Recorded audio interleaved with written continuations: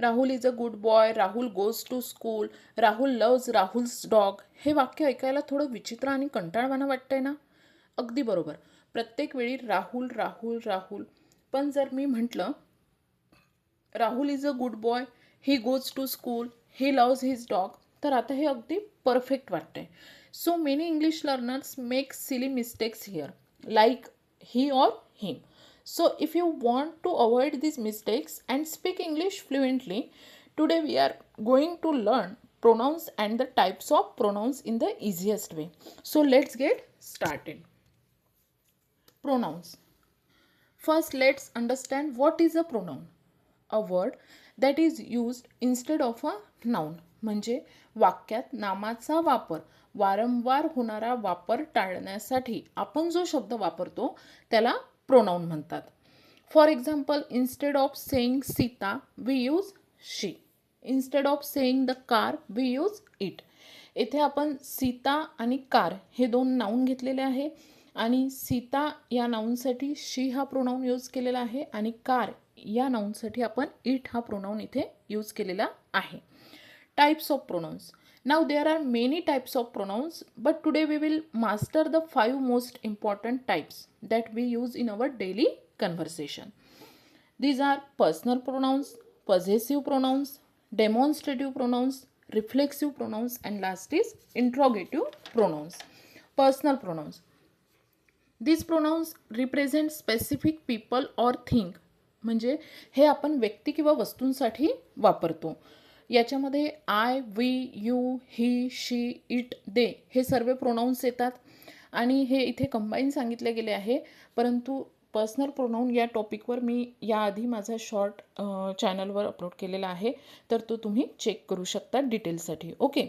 तर I, we, you, he, she, it, they हे personal pronouns आहे, बट हे फर्स्ट पर्सन, सेकंड पर्सन आणि थर्ड पर्सनमध्ये डिव्हाइड होतात. तर एक्झाम्पल आहे they are playing cricket. Second type आहे possessive pronouns. This pronouns show ownership or possession. म्हणजे एखादी गोष्ट कोणाच्या मालकीची आहे हे दाखवण्यासाठी हे प्रोनाउन्स वापरतात. याच्यामध्ये mine, yours, his, hers, ours, theirs हे सर्व प्रोनाउन्स येतात. For example, this mobile is mine. इथे माइन हा जो शब्द आहे हा पॉझेसिव्ह प्रोनाउन आहे किंवा तो काय दाखवत आहे की मोबाईलवर मालकी दाखवत आहे. तो वर्ड कोणता आहे तर माइन, तर तो झाला पॉझेसिव्ह प्रोनाउन. थर्ड टाईप आहे demonstrative pronouns. These are use to point out specific objects or people. म्हणजे जवळची किंवा लांबची वस्तू दाखवण्यासाठी आपण या प्रोनाउन्सचा वापर करतो. डेमॉन्स्ट्रेटिव्ह प्रोनाउन्स यामध्ये these, that, these and those हे 4 प्रोनाउन्स येतात. One thing, I have already make a YouTube short on this topic, so check it out. डिटेलमध्ये एक शॉर्ट मी सांगितलेला आहे याआधी, तर तो तुम्ही बघू शकता. तर धिस आणि दॅट हे सिंग्युलर नंबरसाठी वापरतात आणि दीज अँड दोज हे प्लुरल नंबरसाठी वापरतात. सो एक्झाम्पल आहे that is a beautiful house. Fourth type आहे reflexive pronouns. Myself, yourself, himself and herself. We use these pronouns when the action done by the subject. I repeat again this sentence. When the action done by the subject reflects back on the subject itself. म्हणजे जेव्हा करता स्वतःच ती क्रिया करतोय असं दाखवायचं असतं तेव्हा आपण रिफ्लेक्सिव्ह प्रोनाउन्सचा यूज करतो. आणि आधी सांगितल्याप्रमाणे myself, yourself, himself and herself हे सर्व रिफ्लेक्सिव्ह प्रोनाउन्स आहेत. For example, I cook this dinner myself. आयसाठी इथे माय सेल्फ हा रिफ्लेक्सिव्ह प्रोनाउन यूज करण्यात आलेला आहे. लास्ट आहे इंट्रोगेटिव्ह प्रोनाउन्स. एकदम इझी आहे. This pronouns are use to ask questions. म्हणजे प्रश्न विचारण्यासाठी ज्या प्रोनाउन्सचा यूज केला जातो त्यांना इंट्रोगेटिव्ह प्रोनाउन्स म्हणतात.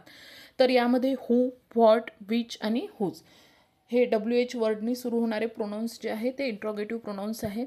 For example, what is your plan for today हे याचं एक्झाम्पल आहे.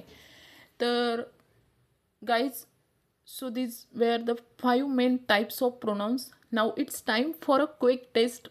Look at this sentence. This books belongs to me. It is my or mine.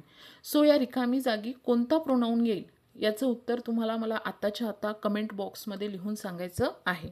आणि जर व्हिडिओ आवडला असेल तर please hit the like button, share it with your friends, and don't forget to subscribe to our channel for more easy English grammar videos. Thank you so much for watching. Keep practicing, keep speaking. See you in the next video. Bye.